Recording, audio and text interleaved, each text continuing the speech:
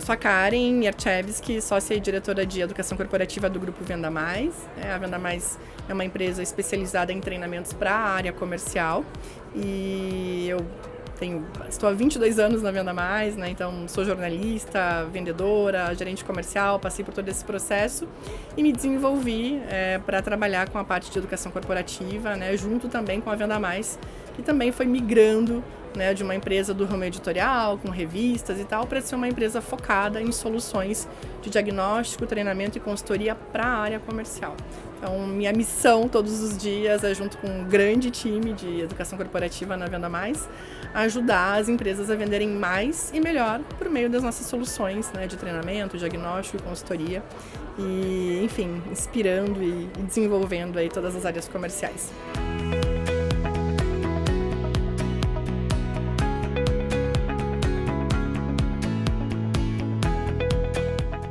Pela nossa experiência na Venda Mais, né, atendendo aí as grandes empresas do Brasil, e a gente sempre foca em vendas, né, então trago bastante a minha visão desse ponto de vista, né, dos desafios da área comercial das empresas. O primeiro deles, em vendas, principalmente, é a necessidade de treinar continuamente, né, que é justamente essa importância de se ver, então, como uma escola de vendas na empresa, né, porque todo mundo tem falado, né? O mundo mudou, tudo mudou muito rapidamente, né? A forma de se relacionar, de trabalhar, de estudar e de vender e de comprar também mudou. Então, a área de vendas tem sido muito afetada nesse processo. Então, a gente precisa treinar constantemente, porque um grande desafio nesse momento é trazer o conceito até da desaprendizagem para os profissionais da área comercial, né? Porque durante muito tempo a venda ela não foi vista como algo tão profissional, né?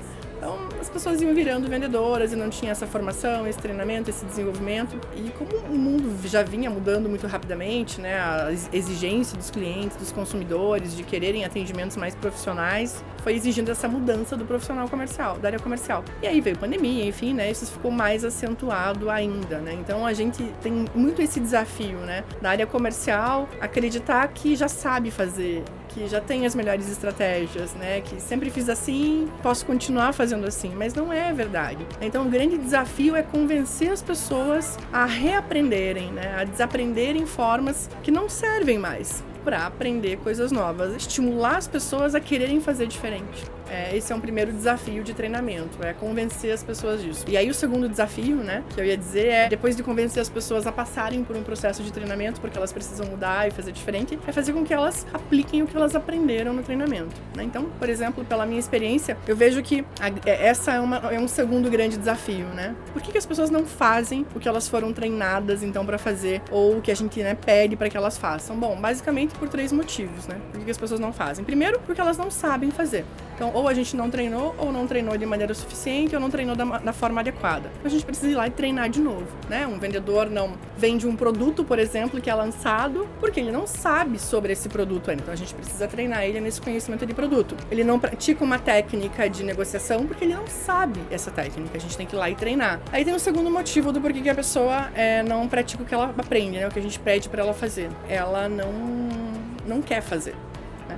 Então, a gente treina, mas ela não quer fazer. E aí pode estar ligado, né, a uma série de questões, até porque talvez pelo primeiro desafio, né, a gente não convenceu ela de que ela deveria fazer de um jeito diferente, né? Então, a gente ainda precisa convencer. Isso normalmente passa pelo nível de maturidade da pessoa, né, se ela está no começo, início, fim da carreira, né, mais pro final da carreira, e como que a gente vai tratar isso, né? Mas, normalmente a gente tem que realinhar, então, com essa pessoa o objetivo dela, né, do porquê que ela precisa fazer, porquê que ela precisa mudar, porquê que ela precisa praticar aquilo que ela aprendeu naquele treinamento que a gente convenceu ela a fazer, né? Renegociar com ela ali motivos e benefícios, o porquê, né? O tal do reason why, né? Do porquê fazer, do porquê praticar aquilo. E aí tem o terceiro motivo. As pessoas não fazem porque elas não conseguem. Esse é um desafio extra, né? Em relação a treinamento e desenvolvimento. As pessoas não fazem porque elas não conseguem fazer. Elas são treinadas para fazer, para praticar uma técnica, para falar de um determinado produto. Elas até querem fazer aquilo, mas elas não conseguem. Mas como assim, Karen? Por que elas não conseguem? Aí está muito ligado à questão de crenças, né, que limitam, às vezes, a mudança de comportamento, hábitos que as pessoas não conseguem trocar. Eu faço muito sempre a conexão, né, com a mochila. Eu digo assim, todos nós temos uma mochila. Eu, você, todo mundo que está ouvindo, né, acompanhando aqui, a gente tem uma mochila. O que tem nessa mochila? tudo que a gente viveu ao longo da nossa vida, desde que a gente nasceu, né? Nossas crenças, nossa educação, que a gente aprendeu com os nossos pais, mães, e vai gerando na gente crenças do que fazer e do que não fazer. Por exemplo, para deixar prático aqui, né, para as pessoas entenderem. Eu estava fazendo um treinamento para uma equipe de varejo, né, vendedores de uma loja, treinando técnicas básicas de atendimento no varejo. Bem básicas, do tipo receber o cliente, perguntar o nome dele e passar a chamá-lo pelo seu nome, não de senhor ou senhora, ao longo do atendimento, que é uma técnica muito básica de varejo. Treinamos todo mundo e tal, e a gente foi fazer simulações. Todo mundo pratica sem dificuldade. Tem uma vendedora que não consegue fazer isso. Ela pergunta o nome, aborda o cliente, pergunta o nome, mas não usa durante o atendimento. Fica chamando de senhor e senhora o tempo todo. Vou lá, dou feedback, conversa. Tá bom, agora eu vou fazer. Não faz. Segunda, quarta vez, falei, vamos conversar. Chamei ela pra conversar e descobri o que tava limitado, né? Era uma crença limitadora dela. Por quê?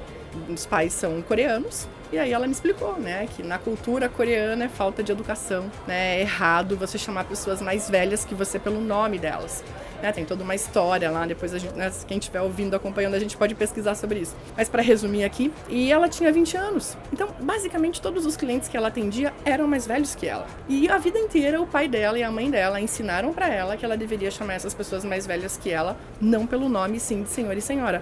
Como eu, em um treinamento que ela acabou de me conhecer, vou convencê-la a treinar, a aprender e depois a praticar isso. Então a gente precisou ajudar ela a ressignificar essa crença, né? Explicando, olha, ok, a cultura sua é assim, mas você está num outro país, num outro ambiente que é o corporativo, que não é familiar, e aqui o correto é isso. E aí, enfim, né? Para resumir a história, ela conseguiu fazer. Resumindo, eu diria que temos esses dois grandes desafios aí em aprendizagem. Convencer as pessoas a desaprenderem, a reaprenderem e depois a praticarem as coisas novas que elas aprendem, e aí passa por esses 3 pontos que eu citei.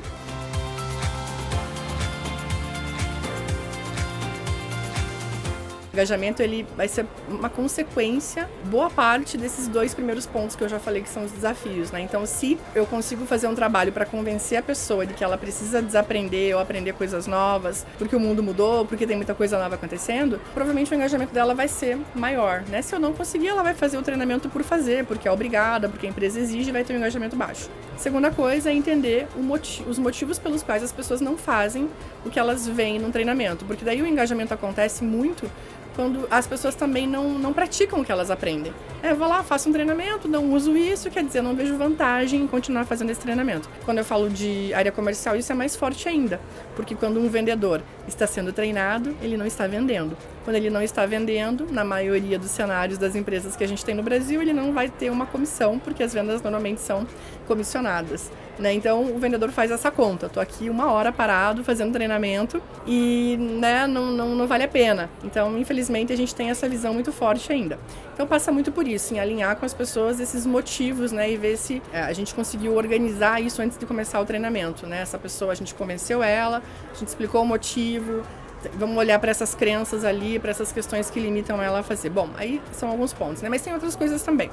Uma coisa que a gente toma muito cuidado nos nossos programas de treinamento na Venda Mais é o início, né? Então, eu sempre olho o treinamento como um processo, não como um evento. Quando a gente olha como evento, a chance do engajamento ser menor é muito grande, né? Quando a gente olha como processo e a gente entende que existem coisas que devem ser feitas antes do treinamento e depois do treinamento, né? A gente melhora muito esse engajamento. Então, por exemplo, a gente trabalha com 4 etapas ao desenvolver os projetos: entender, desenhar, compartilhar e sustentar. A etapa entender, ela é fundamental para o engajamento depois que vai acontecer lá na terceira etapa, que é o compartilhar, quando o treinamento realmente acontece, seja presencial, digital, síncrono ou assíncrono. O que a gente faz no entender? A gente faz um diagnóstico, né, para entender a necessidade das pessoas que vão ser treinadas. Uma frase que é muito comum no meu time, por exemplo, de treinadores é: a gente precisa primeiro aprender com as pessoas que a gente vai treinar, para depois ensinar alguma coisa para elas. Eu preciso entender sobre a vida dela, a rotina dela, né, a vida profissional ali dela, né, a rotina profissional dela, os desafios que ela tem, né, quais são as necessidades dela. Então, o entender, ele é esse diagnóstico, esse mapeamento com o público que vai ser treinado e também os líderes desse público que serão treinados, né? Mas primeiro, conhecer as pessoas antes do treinamento, suas necessidades, mapear o perfil. E isso é importante não só para conhecê-las, mas para também mostrar para elas que o que vai ser produzido depois e entregue depois como treinamento respeita a necessidade dela. Procure entender a necessidade dela, né? Eu costumo, falando, né, aqui com Scaffold, né, a gente vai falar muito de treinamento digital. E eu costumo dizer o seguinte: treinamento digital é sobre vida real né? Como que eu vou fazer um treinamento sobre vida real se eu não sei qual é a vida real dessa pessoa que eu vou treinar? Então, a gente precisa mapear, precisa perguntar. Então, isso é muito importante. E aí as pessoas se sentem mais conectadas depois, porque elas foram ouvidas, elas participaram de alguma forma desse processo de construção. Então, ouvir as pessoas antes, né, conversar com elas, isso é muito importante para que elas se sintam escutadas e também inseridas nesse processo de construção e não seja só algo que chegou pronto para elas, né? Então, vou te dar um exemplo prático, né? Um programa de treinamento que a gente desenvolveu, assíncrono, com videoaulas e todos os materiais para a plataforma. A gente gravou videoaulas para aquelas pessoas, né? Para aqueles vendedores daquela empresa. E antes de gravar as videoaulas, um comitê de vendedores leu os roteiros das videoaulas e fez ajustes, correções, trocou palavras, deu exemplos. Ah, mas não foi 100% do time que fez isso. Não, realmente não dá para fazer com 100% do time. Mas um grupo fez. E esse grupo vai contando e a gente pode falar isso depois, antes do treinamento. Então, a gente gera essa conexão. Isso melhora muito o engajamento nos nossos projetos de treinamento. Outro ponto que eu falei da liderança, né, dos times que serão treinados, que aí é que eu percebo também que a gente diminui muito o engajamento quando a gente não tem o engajamento dos líderes das pessoas que são treinadas. Se treinamento é um processo, né, não é um evento, entendemos que boa parte do aprendizado, do treinamento, vai acontecer na prática, no dia a dia, depois do treinamento formal, né, em si, seja um vídeo, seja um treinamento presencial. E quem vai estar lá no dia a dia, na prática, né, na vida real, os líderes diretos das pessoas que são treinadas. Né? Então, eles precisam também participar desde o início, trazer as necessidades deles, fazer parte do processo de construção do treinamento e entender o papel deles depois, né? Não é só treinar, é estimular, acompanhar, dar feedback para o time que é treinado. Isso quem vai fazer é o líder. Então, envolver a liderança antes de lançar o projeto para a equipe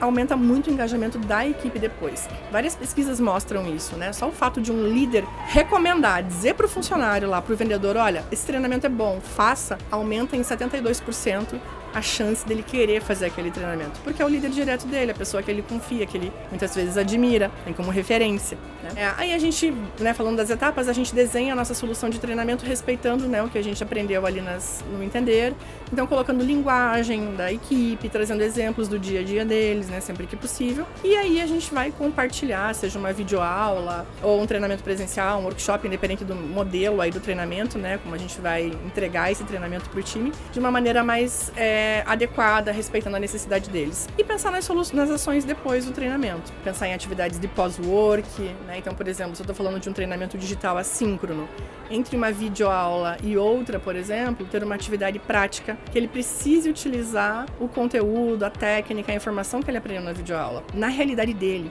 Isso aumenta muito o engajamento, porque a gente estimula as pessoas a usarem o que elas estão aprendendo. O treinamento passa por mudança de hábito, né? Então, se a gente lembrar lá do loop do hábito, né? Deixa, rotina, recompensa, né? Então, uma atividade prática é uma deixa que estimula a pessoa a praticar o que ela aprendeu para ter uma rotina diferente, para que ela tenha uma recompensa, né, de um resultado melhor ou a satisfação de conseguir fazer, né, diferente. Então isso é muito importante, a gente criar estímulos que faça com que os alunos, as pessoas que fazem o treinamento, pratiquem no dia a dia delas ali o que elas aprendem. Isso aumenta muito o engajamento e conectado com um líder engajado também aumenta muito o engajamento do time.